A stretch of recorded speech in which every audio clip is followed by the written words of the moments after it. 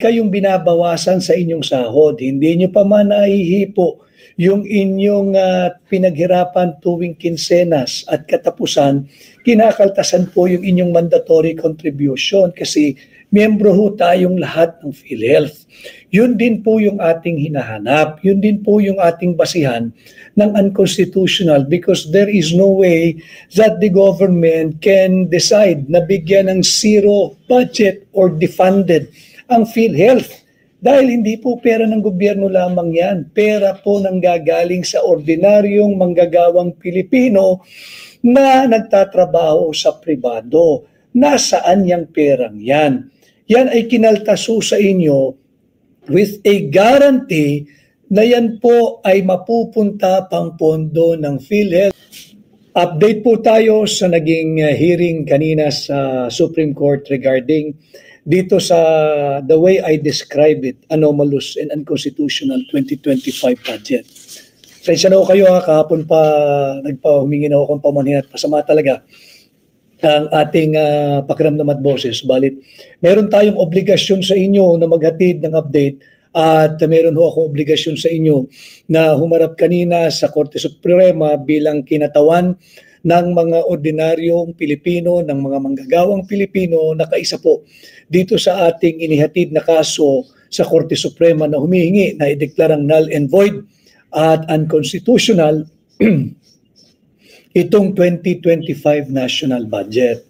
Sapagkat pera nyo po ito taxpayers money po ang involved dito at bahagi rin dito yung isa sa ating mga argumento kung bakit dapat itong ideklarang unconstitutional dahil meron pong private money involved. Yung mga perang nakolekta sa mga ordinaryong manggagawang Pilipino sa pribado na mandatorily ay kinakaltasan dahil mandatory member po tayong lahat ng tinatawag nating PhilHealth. So binigyan po ng zero funding ng gobyerno yung administrasyon ni Bongbong Marcos ang PhilHealth ngayong taon. Kaya maraming umaalma kung binigyan ng zero funding ang PhilHealth. Hindi po kasi dahilan na meron di umanong 600 million pesos reserve fund ang PhilHealth. That's not the point.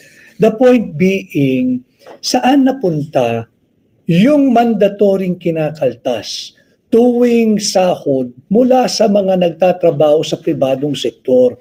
Patatandaan po ninyo, lagi kayong binabawasan sa inyong sahod. Hindi nyo pa man naihipo yung inyong pinaghirapan tuwing kinsenas at katapusan, kinakaltasan po yung inyong mandatory contribution kasi miyembro ho tayong lahat ng PhilHealth.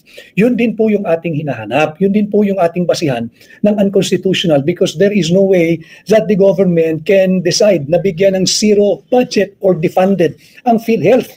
Dahil hindi po pera ng gobyerno lamang yan. Pera po nang gagaling sa ordinaryong manggagawang Pilipino na nagtatrabaho sa pribado. Nasaan yung perang yan?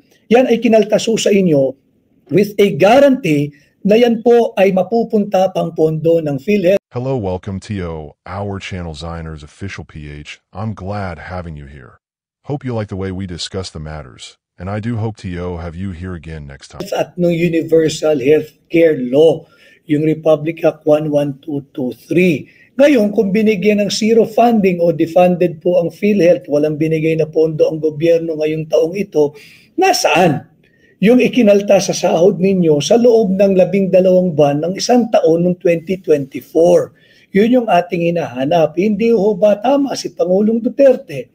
Pagka may kinaltas ka with a promise that this particular money or fund will go to your PhilHealth, at hindi ibinigay sa PhilHealth yan, hindi po ba't estafa ang tawag dyan? Hindi, ngayon kung ginamit mo naman, pang-maintain ng public roads o pampondo ng program appropriation, hindi po ba ang tawag dyan ay malversation? So ito po, yung isa sa mga argumentong ating isinusulong sa Korte Suprema. But before I discuss all other issues regarding the case before the Supreme Court. Update lang ho.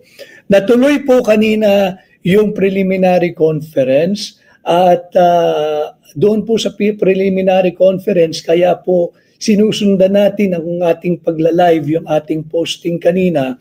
I was informed by our volunteers na meron na pong almost 900,000 views Iting ko 900,000 views yung ating posting kanina, and that was about just 5 hours ago. Malaki po yung views, hindi po dahil ako po yung naroroon. Wala po akong ilusyon doon, hindi po tayo nag-iilusyon noon. Kaya po malaki yung views. Marami po ang sadyang interesado na patuloy nating pag-usapan itong anomalous passage of the 2025 budget. But I already submitted myself kanina doon sa Korte Suprema. Iwasan ho muna natin, maintindihan naman ninyo na idiskurso yung mga detalye ng naturang kasong ito until after we are done with the oral argument. I think it will be prudent to refrain as much as I could yung i-discuss natin yung merito bago po magkaroon ng oral argument. So ang update po natin, natuloy po yung preliminary conference kanina. Napakarami po ang naka-view na ng ating posting, ang ating update. Hinihingi ko po na sana ay patuloy ninyong i-like at i-share ang lahat po ng ating posting at pagla-live ng ganito dahil hindi lamang po tayo kandidato ngayong May 12, 2025. Ako rin po tumatayong bilang representante ninyo sa kaso ng mamamayang Pilipino na nakabinbin po sa Korte Suprema. So there will be days, pagpamanhin po ninyo, I will also miss you, that I might be absent sa campaign trail, sa campaign sortie dahil naghahanda po tayo para sa oral argument.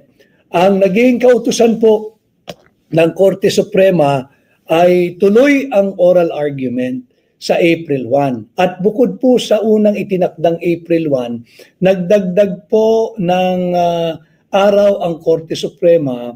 Ang sabi po ng Korte Suprema sa lahat ng abogadong naroroon at pati lalo na sa mga petitioners kadagaya ko po sa ngalan po ng Sambayan ng Pilipino ay buksan na ang April 2 and 3 at naghahanda na po ang Korte Suprema para sa oral argument sa kasong ito. Hindi lamang po isang araw ang ibinigay.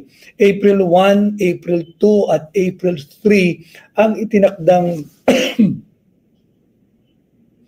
araw ng Korte Suprema para po sa oral argument. Mabuti po yon sapagkat yun ay sagisag na interesado ang Korte Suprema at binigyan nila ng 3 araw. Napakahalaga po ang oras ng ating mga kagalang-galang na hukom o mahistrado na kabahagi ng Korte Suprema.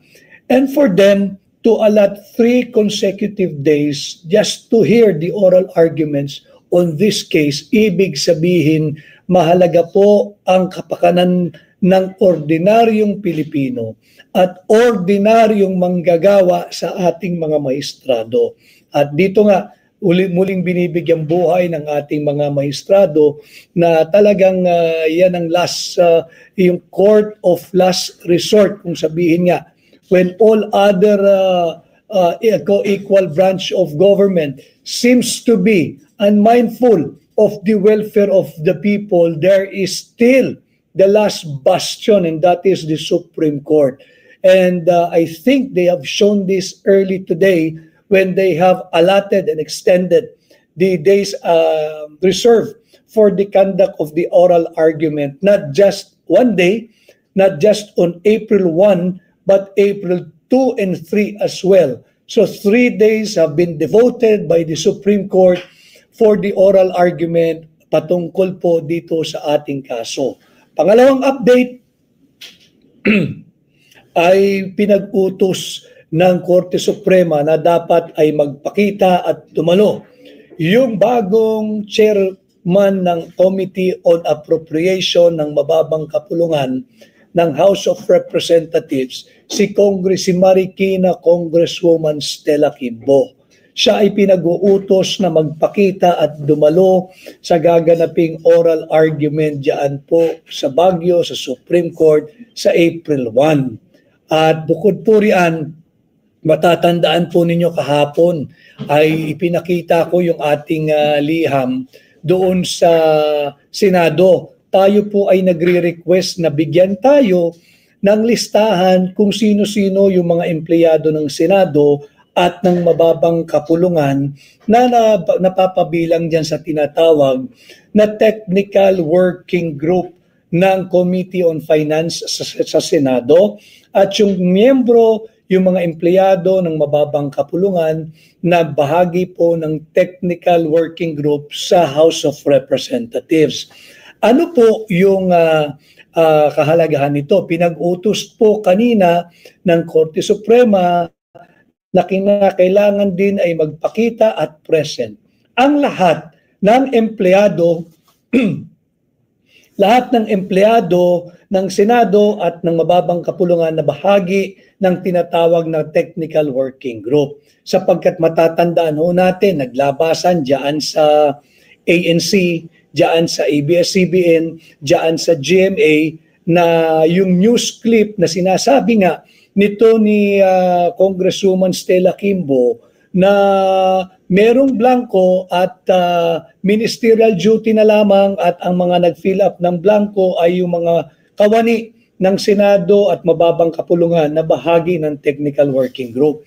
And we have written both the Senate and the House of Representatives requesting for the names of those honest and hardworking employees of both houses na miyembro ng TWG. Hindi po para sila'y habulin o ihabla, kundi bahagi po kasi ito ng ating due diligence, complete staff work at case build-up kung sino talagang dapat panagutin dito sa mga blanco sa Bicameral Conference Committee report na nalagyan ng halaga pagdating doon sa General Appropriations Act na napirmahan nga ng Pangulo ng Republika ng Pilipinas. So, mamaya ho ay mag-encourage ulit tayo ng ating mga kababayan na sumali po sa ating pagla-live. Alam niyo na po yun, mag-hashtag 56 watching from kung saan man po kayo at buksan lamang ang inyong camera. So these are the three major updates or development dito sa ating kaso sa Korte Suprema hinggil sa unconstitutional 2025 budget. Yes, the General's viewpoint. Salamat, Attorney Vic Rodriguez. Maraming salamat din na the General's viewpoint, si General Macanas. Marami rin ho ang nagme-mensahe sa akin na natatakot dahil mukhang nawe-weaponize yung ibang artikulo ng Revised Penal Code, yung Article 154, yung unlawful utterance. Alam mo ninyo, fundamental. Kagaya po ng ating ginagawang diretsyahang pakikipag-ugnayan sa mamamayang Pilipino. Let me just guide you of your rights. Number one, meron po tayong garansya sa ating saligang batas. Article 3, Section 4. Yung ating pong karapatan, yung freedom of speech, of expression, and of the press. Yung pagdating po sa press, malinaw din po, may desisyon na po ang Korte Suprema dyan. Dyan po sa kaso ng Ampatuan versus ABS-CBN. Pakicheck nyo po, hindi ko lang alam yung GR number eh. At ano po yung citation niya sa SCRA. Pero meron po dyan, nag-google na po naman yan, yung Ampatuan versus ABS-CBN. Sinasabi nga dyan na bahagi ng ating garansya po ang sinabi dyan sa kaso ng Ampatuan versus ABS-CBN. At sinabi rin po ng Korte Suprema, i-guide lang po natin yung mga natatakot. Meron po kayong karapatan, may garansya po yan, Article 3, Section 4, inyong karapatang magpahayag, magsalita at magbalita. At sinasabi po nga dyan na yung karapatan po magsalita at magbalita are freedoms guaranteed to keep the powers that we have surrendered to the government in check. And these are powerful weapons of accountability. Ano po yung powerful weapons of accountability? Yung powerful weapons of accountability ay yung pong tinatawag nating freedom of speech and of the press. Ulitin. Thank you for watching this video. Please do like, subscribe, and share. Thank you, and God bless.